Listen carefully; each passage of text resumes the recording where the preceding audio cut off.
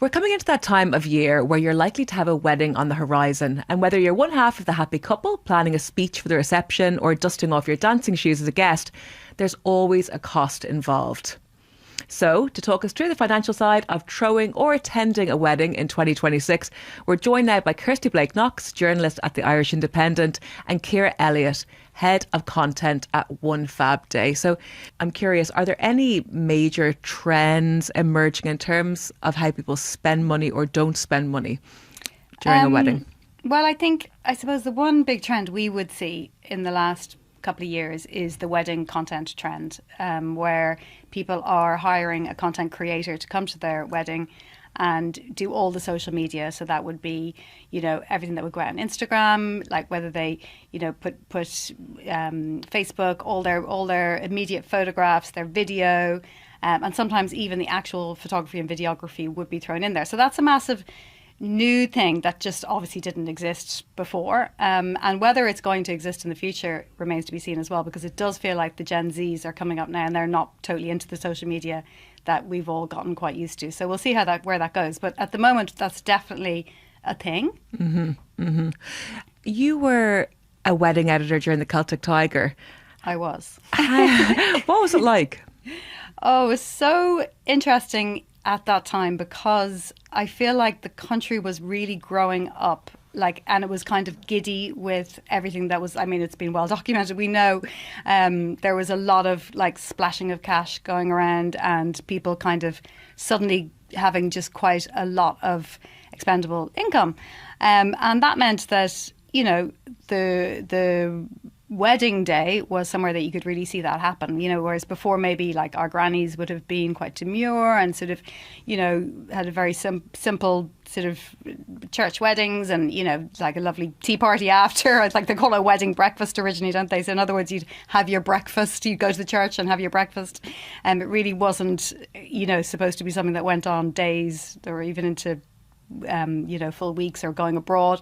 And I suppose that was a big thing then, was wow, people are getting married in a chateau, or people are going to Tuscany and on a vineyard. It all felt very glamorous. Now I guess now these are just options. They don't even sound that glamorous. people just do wonderful, interesting, creative, fabulous things. But really at that time, there had been quite a sort of a formulaic way of having your wedding, and then it turned into it almost scaled up then that formula. So in other words, people just got bigger hotels, they got helicopter landing pads, dresses flown in from around the world, heading off for snazzy hen weekends in New York and all the stuff that we can imagine. And it was a lovely, heady, gorgeous time. And I think actually the country grew up a lot in terms of its wedding industry then, because it is a very creative industry, and suddenly people being able to have gorgeous invitations, do up a venue, doing up a venue, I suppose, the styling, even styling as a word wasn't really a thing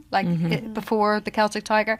I know this as a stylist, because people didn't really know what you did, and now people get it. You go and you make somewhere look gorgeous, which is what wedding people do, wedding stylists and planners.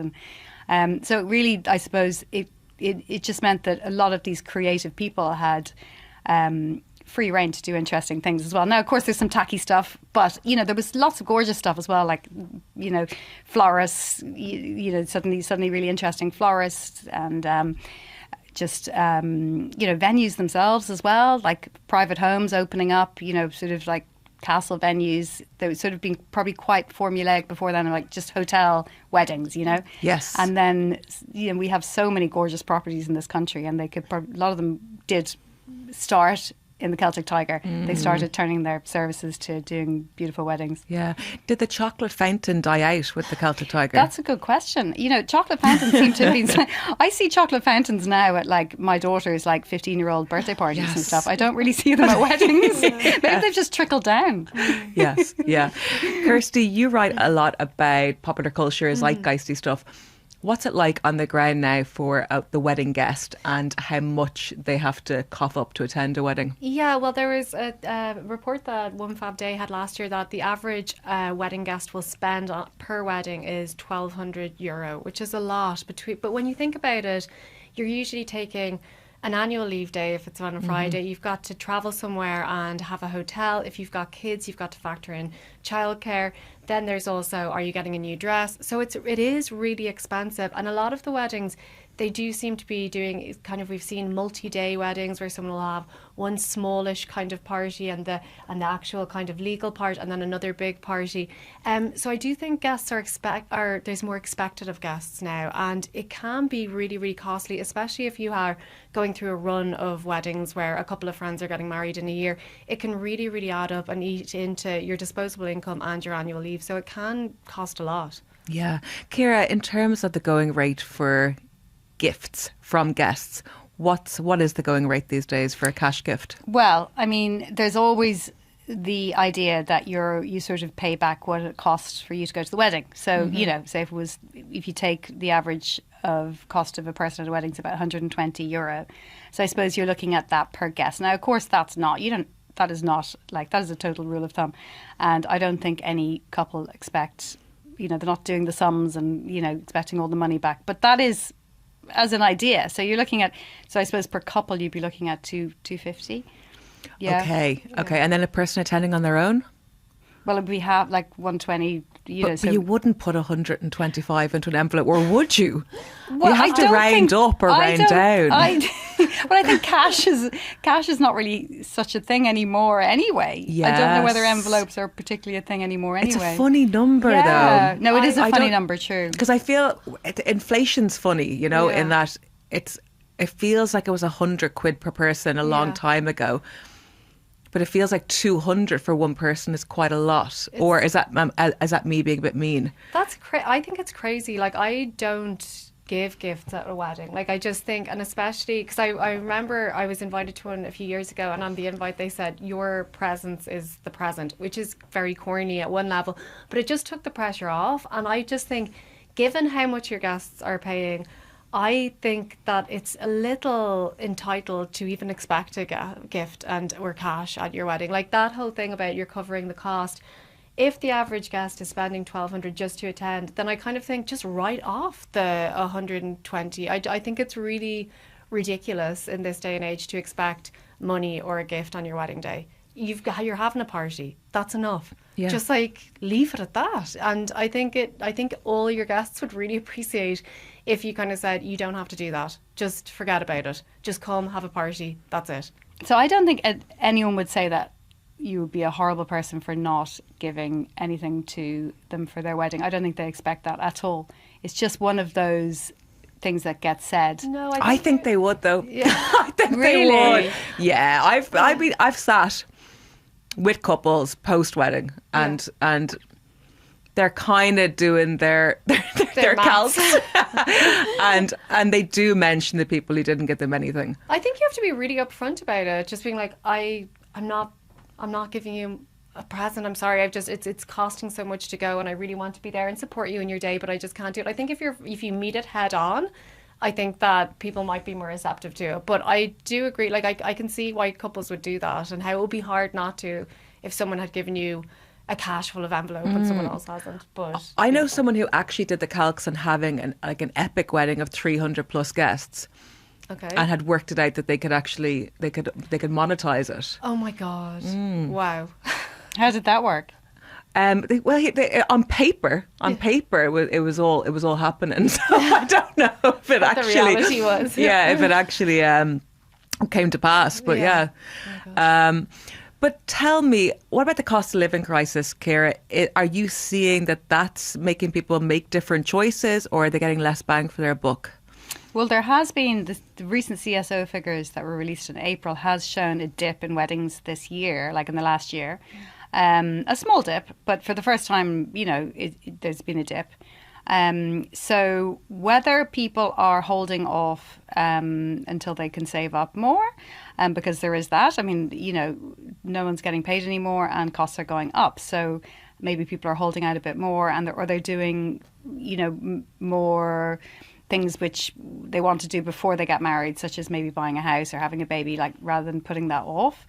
There are figures to support that. The average age has gone up a lot, which suggests that, it could be also pushing the prices up as well, because I suppose I guess originally the idea of getting married, in that old-fashioned idea is quite young, and before you have children, and it's sort of like maybe you didn't have much money, and but I guess maybe there is a feeling that people wait and they want to do it properly, they want to do it perfectly, and possibly that is maybe social media creating these sort of like ridiculous heights that you have to achieve as well. I don't know, but then again, you could argue that everyone has always been fairly precious about their wedding day through time as well. It's obviously a very important milestone in your life, and so people do want to do it the way they want to do it. So I like the older wedding, I have to say. I just think there's something a little bit more romantic about it, because you just think that they're a bit longer in the tooth. And they know what's up, and it's like, and even with all that and everything they've seen, they still want to do it, and I think that's kind of romantic. Yeah, no, that's lovely. Like I think that it's nice when you said people have, and they've got all that history, and you kind of really, it kind of all adds to it. But like, I can also understand that people putting it off, because like you said, there are so many other things to factor in, and things that you want to kind of achieve or do, so I can understand why the age is also pushed up as well, Would you do it, Kirsty? Because I know you have kids, you're engaged, but like, is it something that you want to do? Me and my partner got engaged when I was pregnant with my first, and then like that'll be 8 years ago, but it was because we had our kid, then we had a second kid, then you have childcare, then you were like, oh, you have to get a car, then it's like you're saving for a house. Everything just kind of pushes out, and even just stuff like you want to go on a holiday, and you're like, that like is so tantalizing over, let's bank that for a wedding. So I totally can see, like, because I'm going through that, where you're just kind of, it becomes one of those things, you're like, okay, we'll put it off for another year, and even when people say, oh, we did our wedding really on the day, like the cheap, and then they'll say the cost of it, they'll be like, we did it for under 10 grand, and I'm like, that's a lot though. That's still a lot of money. I 100% hear you, because I got engaged when I was first pregnant, and we didn't get married until the kids were 7 and 9. And in other words, I had another baby as well before we got married, because I just couldn't even get my head around how, for a start, you're having the first baby, and then you're pregnant again, you're having a second baby, and there's just so many more priorities ahead of that. And, it is, I totally understand that. And I remember as well, and look, I worked in weddings, so, I kind of knew the loopholes, knew where the savings were and everything. And, I couldn't actually really even get my head around doing it until nine years later. And then when I did do it, it was very different it was like, I did really try and keep it really simple. But it is impossible to not spend money, because you are catering for 120 people, so no matter what you do, it's impossible to not spend anything. You can take out the frills. But there's always going to be, catering, and, you want to give people nice wine, and you wanted to have, there's certain things that it's a party, and you want to have a really wonderful time. Was there pressure, Ciara, like as someone who worked in the wedding industry, to put on the mother of all days? I don't think so at all, because I'd come out of the wedding industry at that point, because I'd worked as a wedding editor for many years, and then at that point I was an interiors editor on Interiors magazine, so I was just able to kind of use, I suppose, the knowledge I had. But I would never think like that people would, well, my friends and my family anyway, that they would think, okay, now they're coming to the mother of all weddings. Also, I wouldn't have, put it out there. I didn't have it featured in a magazine. I know that sounds terrible, considering I ask other people to have their weddings featured. And also, no shade. It's lovely to have your wedding featured. But I guess I didn't want that for me. So, it's different. Everyone's so different is the reality. What about eloping? Kirsty, have you done any pieces on eloping? I have talked to some people, and it sounds so romantic and so much fun. And like, there's part of me that'll be like, that would be great. But then there's also a part that I'm like, oh my God, my kids would be furious if I came back as you my could parents. elope with your kids. Yeah, that's true. But then, and also like your parents and stuff as well. Like, I do think you kind of, And they'd all be delighted, but like you'd still like them to be there. So I think that, but anyone I've spoken to, they have always been so positive, and there's like this excitement because it's like a little bit secret and like no one knows, and then it feels really special because it's just like the two of you and it's a very intimate thing. So I can understand why, because like you were saying, there's so much pressure on social media. You see other people's weddings and like these advertisements and stuff. I can totally understand why someone just would want to disengage from that and just kind of strip everything back and kind of go mad and go abroad and not tell anyone. There is something very romantic about that. Fab. What about cutting costs, Ciara? A general kind of cost for vendors. Like, are there particular costs that people underestimate or always kind of get wrong, or they perhaps didn't think that a wedding cake would cost that much, etc.? Well, I think, I do. Yeah, I think the wedding cake is a good example, actually, because I suppose that is one. I mean, I don't want to be dissing any wedding cake vendors, but I guess it is one of these things that can be factored into you can just have pudding and not have a wedding cake, and also it is an extra probably £400, €400. So yeah, that is something. Flowers, obviously keeping flowers seasonal. Like looking to see it, for instance, if you're in a church and it's Easter time, they'll usually have a church that's nicely decorated. It's something that you can do alongside your friends and bridesmaids as well, like, go foraging for beautiful wildflowers, which is also quite on trend as well and looks gorgeous.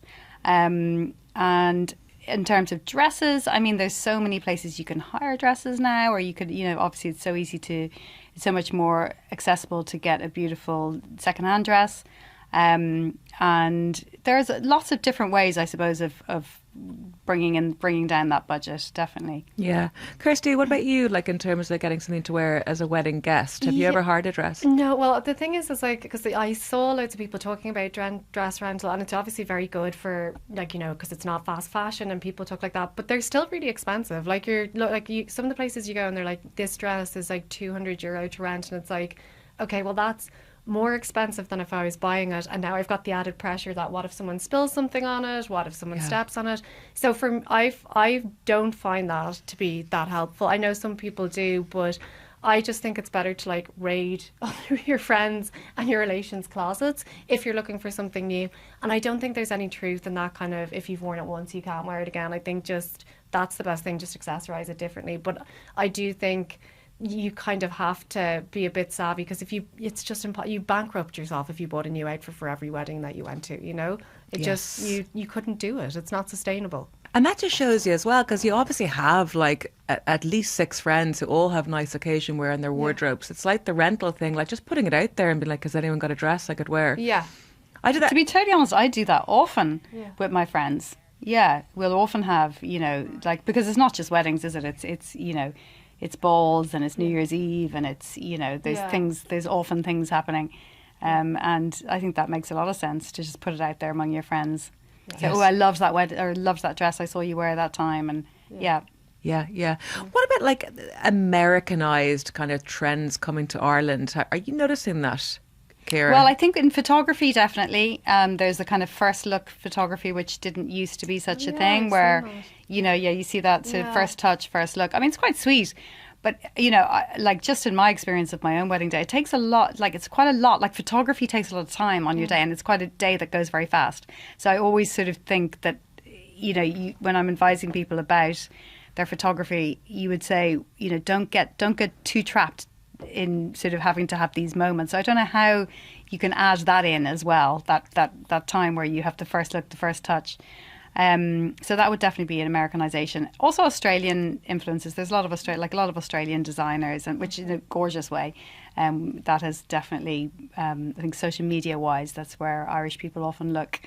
I suppose just gorgeous sunny weddings with, endless creativity. And I suppose people are probably more savvy because they're seeing stuff and they're kind of educating themselves. Yeah, and they're there. Yeah, they're there. Like there's such a big Australian community now as well, and down in Sydney, and they're there and they're seeing these designers and they're seeing what's going on. Yeah. So, guys, to both of you, finally, for wedding guests listening to this who are conscious that they have a couple of weddings this summer and they're really trying to save a few bob, Kirsty, any tips for them? Yeah, the first thing I'd say is like pool your outfits if you're looking for dresses. So just like if a couple of you are going to weddings, find out what you're wearing and then just like rotate. That would be a big thing. I'd also just like smart stuff like carpooling, like things like that can make a big difference. And don't be embarrassed. I think a lot of people feel like a bit of, oh God, there's pressure to stay for the day too. If you can't afford to do it, just like make up an excuse and don't do it. Like don't kind of feel that kind of from other people or to keep up appearances. You've got to kind of financially stress yourself. It's never worth doing that just for a party. Like you just kind of always have that at the forefront of your mind, not to get kind of caught up in the wedding mania of it all. What about you, Ciara? I think that is a really good point, and I would reiterate that. I feel like you hear this a lot about guests saying, you know, it's costing me so much, and it's, you know, this is like I just have so many weddings this year, and you know, and to be honest, like for the couple, usually they have so many people they have to invite, and if you really don't want to go, like okay, they'll be sad, but like they probably have other people. So, you know, I do think the negativity around weddings can be a little bit disconcerting for couples getting married, because really, you know, they're kind of trying to do the best they can as well. And it does often happen that they all happen at the same time in people's lives. And it's nothing new. It's like in a community of friends, often the same people are all getting married at the same time, and it's costing a lot, but it's not going to be forever. It's going to be a few summers. And I do think as well, I know when I was going through that, like sometimes weddings are even on the same day and you have to make a choice between which ones to go to. I do think couples would rather just you come with good spirit and not break not break the bank over it. Yeah. And failing that, you can take Kirsty's advice, which is not give them a gift. Don't give them anything. Well, I think not giving a gift is fair enough. I think that's I think be upfront about it. If you say to them ahead, listen, I'm going to be a bit stretched coming to the wedding. I really want to be there to support you on your day. I just can't afford to then give you a gift. Like have to be a bit of a bollocks to turn around and say, well, I'm taking personal offence at that. Like, you know, like I think if you're friends with someone and if they respond badly, would you even want to be at their wedding? Do you know what I mean? Like I think if you're just direct about it, there's a lot to be said. Yeah. And on that note, actually, Ciara, destination weddings, should you give a gift if you're going to a destination wedding? I don't think a gift is expected with a destination wedding. I feel like that is definitely a case where your presence is the present, because you know if you're going to have a destination wedding, you know that it's going to cost everyone quite a lot of their time and their energy and their money. So I would, I don't think that would be also expected. But again, up to the individual, up to the couple. Super. Kirsty Blake Knox and Ciara Elliott, thank you so much for joining us.